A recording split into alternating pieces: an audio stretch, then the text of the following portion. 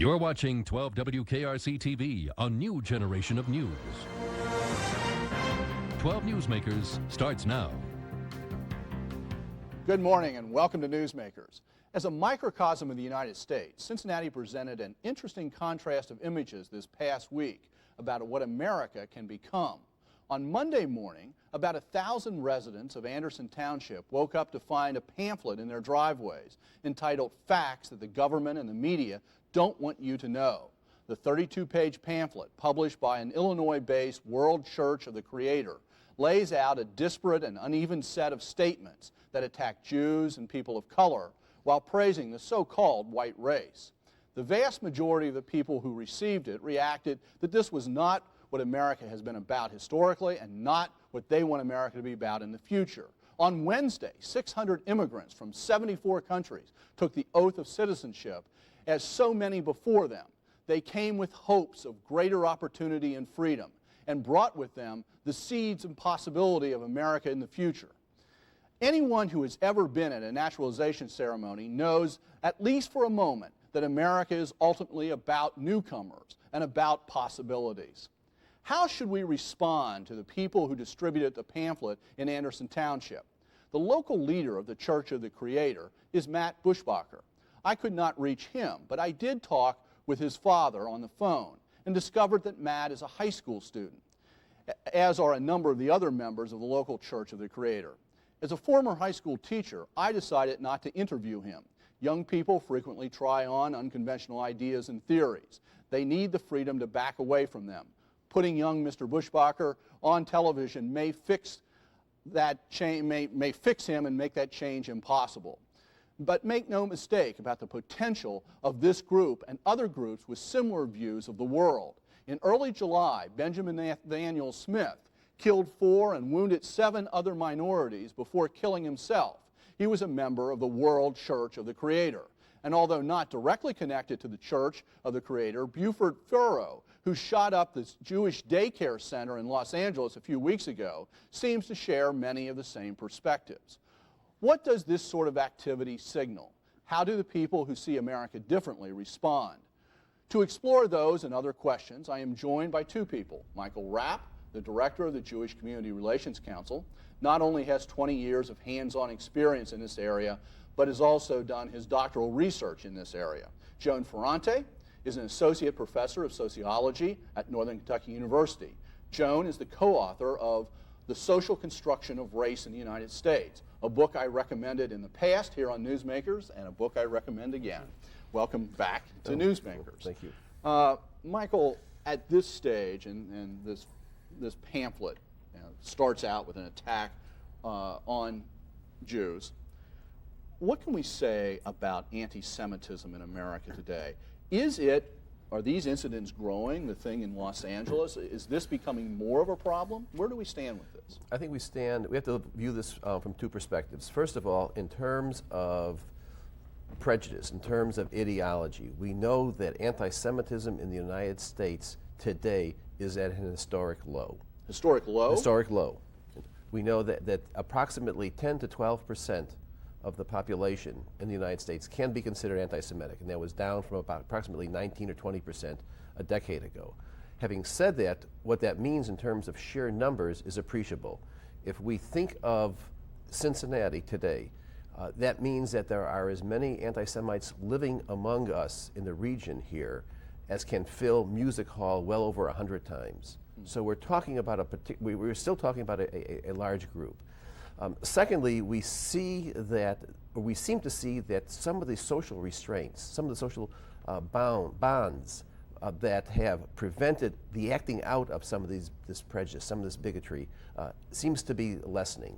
We saw just within the past couple of months, 3 synagogues in Sacramento, California, were firebombed. We saw it in the Chicago, Bloomington area with, you mentioned Benjamin Smith. We saw shootings there. We see the distribution of this hate literature. What's any theories about why these bonds have lessened? No, I really don't. Okay. We're not sure. The reality is they've changed. And the reality also is that that the types of behavior and the types of individuals who seem to who act out some of this type of behavior seems to be changing. In the years past, we found that the radical right was not members were not particularly bright or educated group. That's no longer the case. Benjamin Smith was a college student. We know that Hale, Reverend who was behind the Worldwide Church of the Creator, is a law school graduate. We start to see a more educated individual moving into this area. We also see something which is somewhat more frightening, and that's what I call almost a terroristic approach to some of this behavior. It's not directed frequently towards any particular individual for any particular reason. We start to see indiscriminate killing in Illinois, Indiana, at the Jewish Community Center in Los Angeles. A particular individual wasn't singled out.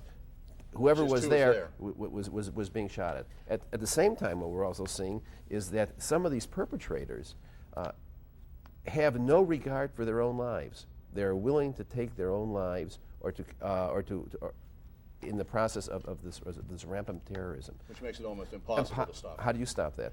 Joan, one of the things about this book, and I am not interested in going through piece by piece. It's really an unbelievable piece of supposed research. But on page 21, and there is a sentence on this page that says, and this is really the assumption that underlies everything in this book. A race is a major division of human species. It seems that race, the assumption is, and repeated over and over again, race is a biological reality. We all know what it is. It's hard and fast, and we can draw the lines very cleanly. What do you think about that? Well, being a sociologist, our viewpoint is that race is a social construction. And what that means, it's a complex idea, but what it means is that people have created race. Race is not a biological reality simply because people can have children of different, what we say belong to different races can have children, so that does not make them a species. Species cannot interbreed. So that's just a biological fact to counter what they say is a biological fact. To say race is to say people construct the idea of race, I can illustrate that with a few examples. The examples that I give will show that people have struggled to try to make race real. Let's just take the United States. In the United States, through our history, we've had various rules as to what makes someone black. Sometimes it's been the one-drop rule. Any drop of blood, no matter what you look like, makes you black. Other times it's been 1/16, 1/4. Sometimes to know if someone's black in the United States, in the past, we've used the paper bag test, which means if you hold a paper bag up to the side of your face and you're that same color, you're black. When you study the rules that people have used over the years and centuries to try to decide who belongs to which race, you understand really how fragile that idea is, that assumption is. You know, the flip side of that one of the things that I found interesting here is the argument that all of the other, what I would consider great cultures, whether it's the ancient Chinese culture or Egyptian or whatever, the argument in here is the only way you can explain that greatness is that there were whites, and that's the term that's used over and over again, by the way, not Caucasian, whites that somehow were there first, and they created the culture and then got somehow pushed out or pushed aside. So the only explanation is that you can't just even say, gee, this other culture, this other Asian culture or whatever, was great in its own right. You just can't even admit that. Right. That's a sad part of human history and Western history associated with colonization. I think that if a group of people, and when you think of the European peoples and the fact that they took the world as their own and divided it up, they had to think of some logic to say that we can take people's labor, we can take everything in their country and bring it back to Europe for our own good. They had to have a logic to make other people seem inferior. So you could not acknowledge that a culture was capable of something like the pyramids or other great inventions. You know, Michael, one of the things that we're both historians, one of the things that I find interesting too is the whole concept of the creation of the white race. I mean, suddenly people who, I guess by background, my name indicates I have some Irish background, which means the British had absolutely no use for me at all, nor the Germans, nor anybody else, where we could spend centuries killing each other. Suddenly we come to this country because there's some distinction about black versus white. This whole creation of the concept of white and who's in and who's out, I find very, very intriguing. Well, I think that what we're dealing with here are individuals who have to somehow define themselves against others, and who have this need to define themselves against others, and are willing to take in folks who they would not normally take in in order to exclude, if you will, the blacks or Asians or Jews. I think we find that what's intriguing is that for many of these groups, while they have a racial component, they're also anti-Semitic and anti-Catholic. So they will then say, well, Catholics and Jews really aren't white. One of the things I do want to point out, this is not this Church of the Creator, even though everybody's a reverend seemingly, this is not a Christian group. They specifically say on their webpage that Christianity, with its principles of love thy enemy, they have no use for that at all. So they are not some sort of going back to a Christian group versus Jewish group. Oh no, what we're talking about here is Nazi ideology in a very real sense. We're talking about a group that has taken the Christian cross and twisted it and molded it into a twisted cross, into a swastika. One of the things, the title of this is facts that the government and the media don't want you to know. You and I have talked about the incident in Anderson Township as well, back in January, February, whenever that was, when there was spray painting. And the way the media, those of us in the media, handled that was to focus on the anti-Semitic elements of that spray painting at a number of houses. What's your perspective on what really happened there? Well, we're talking about a number of components. We're talking about, indeed, there was an anti-Semitic component. But we know that in Anderson Township, approximately 10 homes were spray painted. A number of them were individualized, so that there was for the home that was perceived as a Jewish home, it was anti-Semitic. There was an individual who lived in one of the homes who was very heavy. There was anti-obese graffiti. What we're talking about here, Dan, my personal feeling here is not anti-Semitism and racism, anti-Asian sentiments. We're talking about a basic feeling of a basic situation of hatred, and we're talking about an almost anti-humanistic ideology. These folks here are equal opportunity haters, and this is what's of real concern. Joan, and we're going beyond your academic expertise, but you teach it in university. Seems like a number of these recent incidents have been younger people. In your time at NKU or teaching, have you found that this sort of attitude has become more popular? Or more young people attracted to this? No, I don't. I find that young people are really perplexed about the idea of race, because the young students now, let's say the typical traditional age being 18 to 24, they grew up with the idea said to them that race doesn't matter, and they've almost been taught to pretend they don't even see race. Yet at the same time, most students have a pretty dramatic incidents that they relay to me, experiences with race, and they don't know how to process them because they've been taught to ignore race. If I have time, I could give one quick example. Sure. I get response papers from my students all the time to learn about how they see race.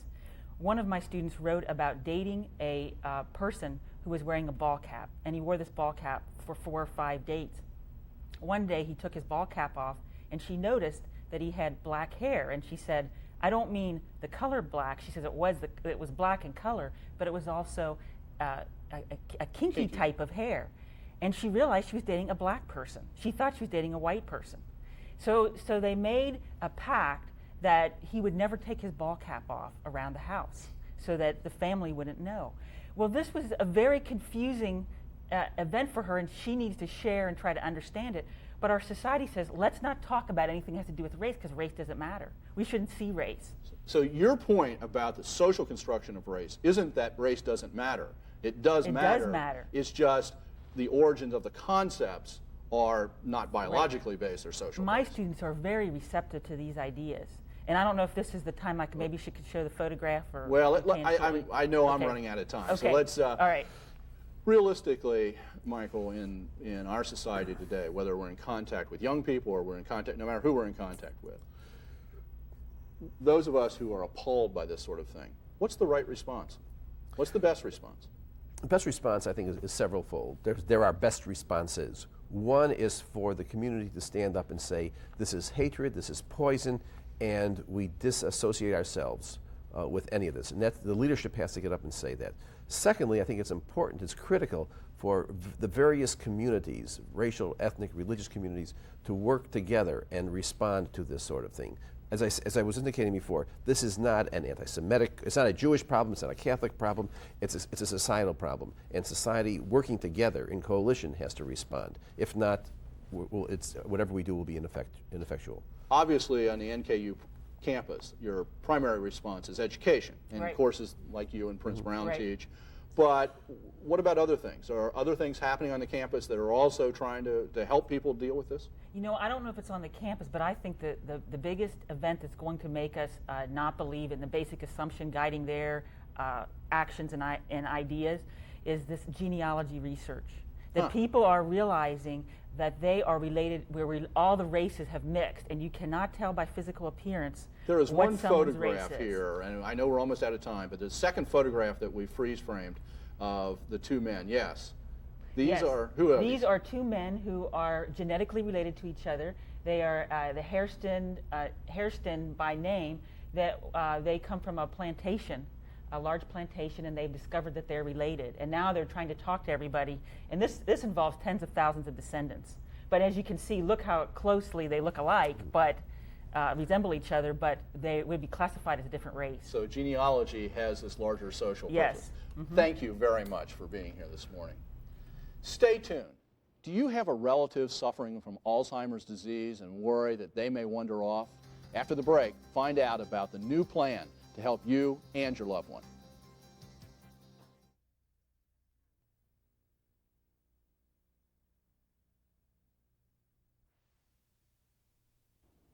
Welcome back.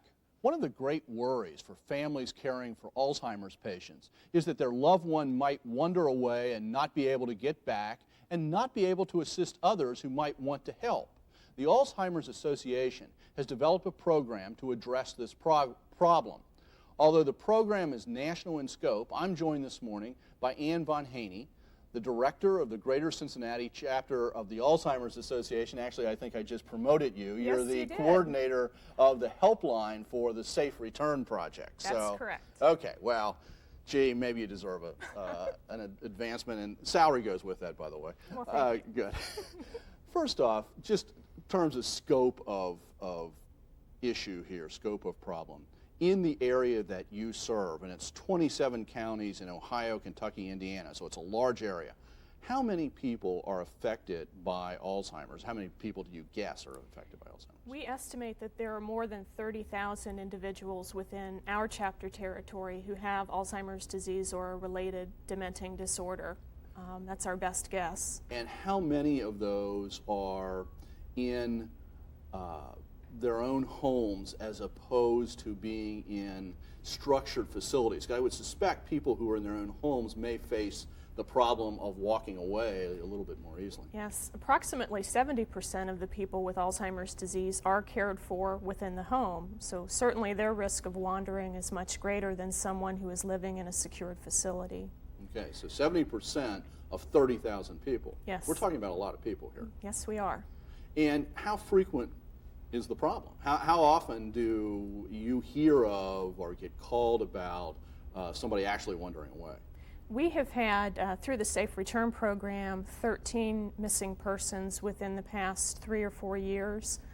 Each of those individuals have been returned safely, but there are a number of others who have not been reported to us who have wandered on occasion too.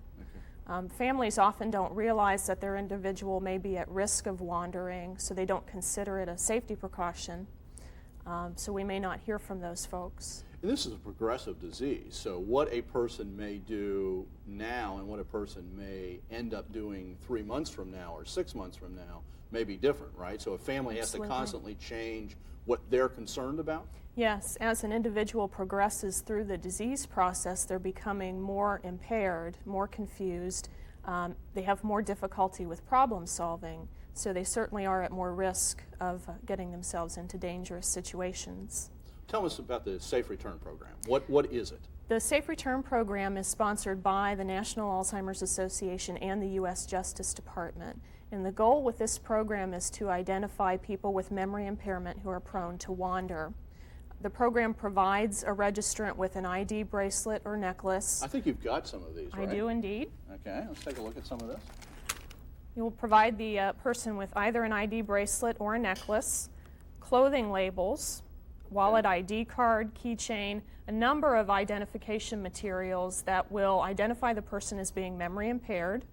It will list their name and an identification number specific to them, as well as a toll-free number that whoever the finder is can call the 800 line, and a database operator will be able to call up on their screen the names of contact persons. So we're talking about a national program here, not Yes. just a program in your 27 counties. That's correct. We could have an individual in Cincinnati who wanders to Illinois, and Safe Return will still be able to identify them and bring them back home. You know, if someone runs into, and you can put that down probably, Thank if you. someone runs into a person who they suspect is disoriented, maybe has Alzheimer's, maybe doesn't, you know, maybe wandering around and needs help, what do you do? I mean, what's the right way to help? Many times these people are frightened and confused because they're outside of their familiar surroundings, so they may not ask for help. If you're walking down the street, you may see someone who's inappropriately dressed for the weather. They may look frightened and confused. You can approach them and try to be reassuring and calm, and they will often pick up on the tone of the person who's interacting with them. I think it's a good idea to notify the local police. Look for identification if you can. Try to get the person to a safe place so that you What can if that help them. person really doesn't want help, though? I mean, and I would suspect that may be the case, and because Yes. that person's a stranger, you know, you're a stranger to that person, they may be frightened of you. Absolutely, and some people often hide when they're wandering. If they hear people calling for them, they may have a sense that they're being hunted, and they try to hide. In that situation, the best you can do is notify the local police and let them know you've seen someone who doesn't look quite right to you. Could they Check it out. Yes. Now, if you want to register someone, if you have a family member that you think needs to be registered, and I think we have some information that we can put up on this, the person can call the Greater Cincinnati Alzheimer's Association directly, Yes. is that right? They can call the helpline number. 721-4284? That's correct. Okay. Now, the cost of this, there is a cost to do the registration, right? $40? Yes, there's a one-time $40 fee, but we do provide financial aid for anyone who asks for it. They don't have to fill out a form, they don't have to qualify based on income, they just need to say, we need help, and we'll help them pay for it. Well, Ann, thank you for being here, and thank you for the work you're doing, and I hope this grows and hope people hear about the program. I hope so too. Thank you. Thank you. Thank you for making Newsmakers a part of your Sunday morning. Join us again next week. We leave you this morning with the second part of the naturalization oath from Wednesday's ceremony. Listen to the words, watch the people's faces. That I will support and defend the Constitution and the laws of the United States of America